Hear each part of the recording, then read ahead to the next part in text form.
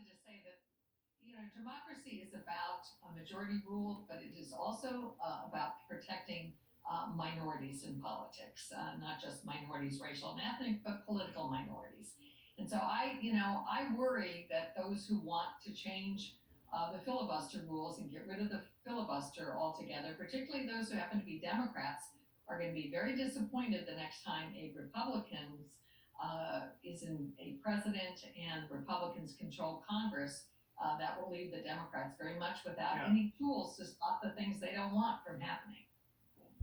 The filibuster is here to protect segregation. Like, that's why it's here.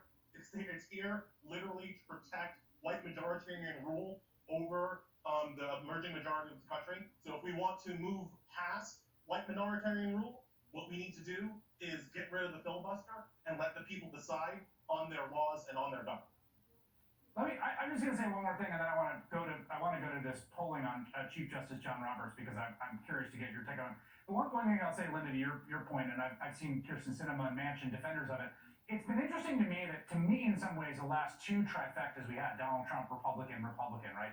Trump, Republican House, Republican Senate, and then Joe Biden. In some ways, have been demonstrations of the fact that it's hard enough to get both houses with a majority to get your major legislative achievement through. Like, you didn't need they used reconciliation, which is this weird kind of Rube Goldberg machine around the filibuster anyway, and even with a 50-vote majority, couldn't get the ACA passed. We're 1 year in, and even with a 50-vote majority, they can't get Build Back Better. So it's not like, you come into office, you got a trifecta, people are just passing things by fiat. It's hard enough in America to get stuff passed, particularly big stuff, that I think that's an interesting data point in the evolution of this conversation.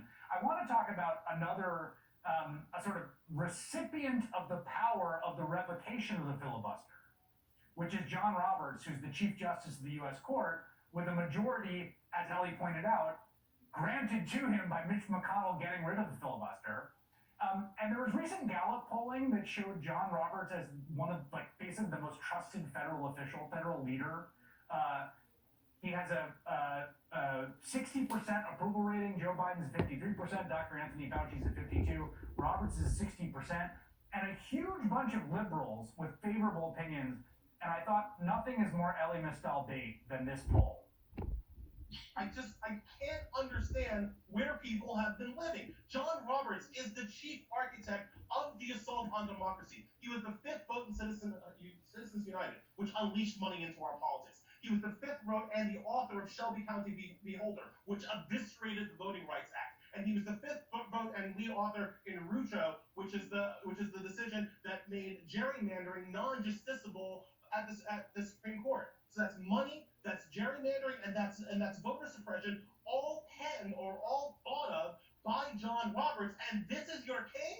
This is your man? This is the man that you trust? Like, I honestly do not understand it. It goes to show how little transparency there is in the Supreme Court, how little people understand how it works and what it does, and how, quite frankly, effective John Roberts has been in his own PR campaign. Because he always, he takes these votes. He's always losing on things that he can't win anyway, right? So he's always showing liberals some love when there's already 5 conservative votes, against him in any event, right? So he's got a really good PR campaign of seeming to be moderate, but as we discussed before, Chris, John Roberts' entire ideal is to bend the law towards the Republican agenda as far as he can take it without breaking it.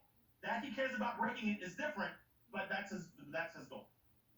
Quickly, Ellie said, and not just because we're part of this 3-member salt and pepper panel, but because this is an extraordinary case of image trumping reality, and for all the reasons Ellie laid out so eloquently. I will just say there's a larger point to mine here about right-wingers, which is John Roberts is the most popular right-winger in this country because he has figured out a particular art, which is how to kick a country in the groin while smiling in its face.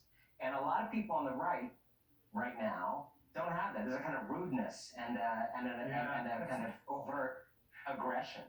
And I think there's something dangerous and it's scary in thinking about what does a presidential model of a John Roberts look like? The smile, the fake institutionalism, while eviscerating everything that is good about this country.